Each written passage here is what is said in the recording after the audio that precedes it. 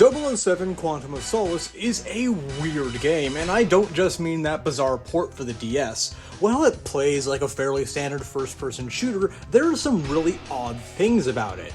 For example, it was made to release almost day and day with the release of the film it's based on, Quantum of Solace, or at least partially based on, we'll get to that later.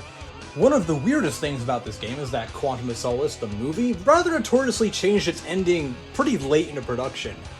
Too late for Activision to change the ending of the game, so the game has the original ending the movie was going to have, meaning it doesn't actually line up with the film it's based on.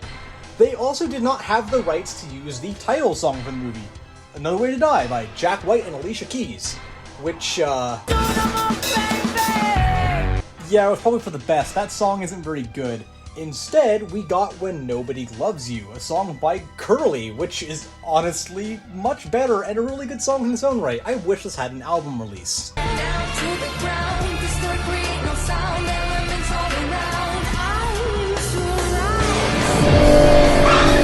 And remember how I said that this game is only partially based on the Quantum of Solace movie?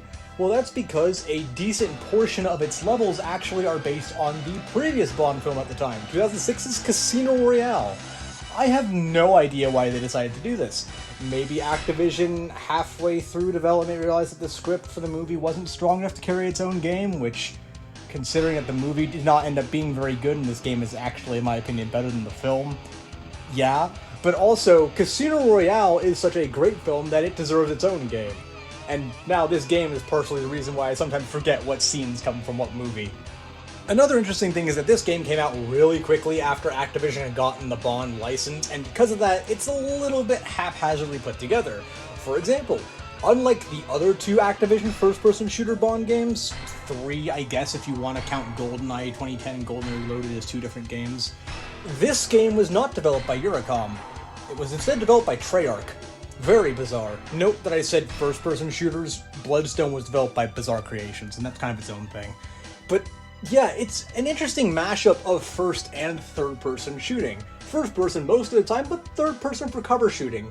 It was an interesting decision, to be sure, but it was not necessarily a bad one. Overall, the game is fine. It's definitely better than 007 Legends, but I don't think it's as good as their GoldenEye 2010 remake, or as good as 007 Bloodstone, but it's still a fun game. Pick it up if you have the chance.